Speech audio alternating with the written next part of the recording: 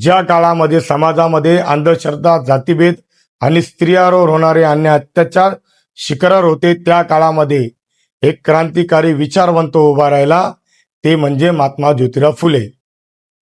महात्मा ज्योतिराव फुले यांचा जन्म 11 एप्रिल 1827 रोजी पुण्यामध्ये झाला. ते फक्त समाज सुधारक नव्हते, तर ते बहुजन समाजाचे खरे मार्गदर्शक व मार्गदाता होते.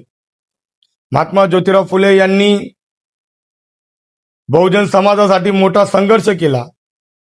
त्यांनी स्पष्ट सांगितले, शिक्षण हेच खरं शस्त्र आहे. त्यांनी शूद्र अतिशूद्र समाजाला शिक्षण घेण्यासाठी शाळा सुरू केल्या. ज्या लोकांना शिक्षणापासून वंचित ठेवले, त्या लोकांना ज्ञानाचा हक्क दिला.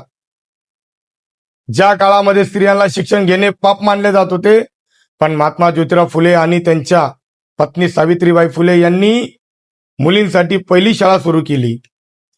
त्यांनी विधवा स्त्रियांसाठी आश्रय दिला.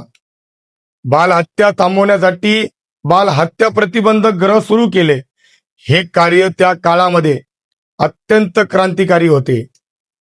1827 मध्ये महात्मा ज्योतिराव फुले यांनी सत्यशोधक समाजाची स्थापना केली. या संघटनेचा उपदेश असा होता, जाती व्यवस्था संपवणे, समानता प्रतिबंध करणे, अंधश्रद्धा दूर करणे. महात्मा ज्योतिराव फुले यांनी ब्राह्मणवादी आणि अन्याय अत्याचार करणारे प्रथा आणि त्यांचे विरोध केला. त्यांनी गुलामगिरी सारखा ग्रंथ लिहून समाजातील अन्याय उघड केला. आज आपण जो समाजामध्ये हक्क गाजवतो, तो हक्क महामानवाच्या संघर्षामुळे मिळाला. शिका, संघटित व्हा आणि संघर्ष करा, हा संदेश या थोर महापुरुषाला तिवार वंदन करतो आणि तुम्हा सर्वांना जय क्रांती करतो. जय भीम.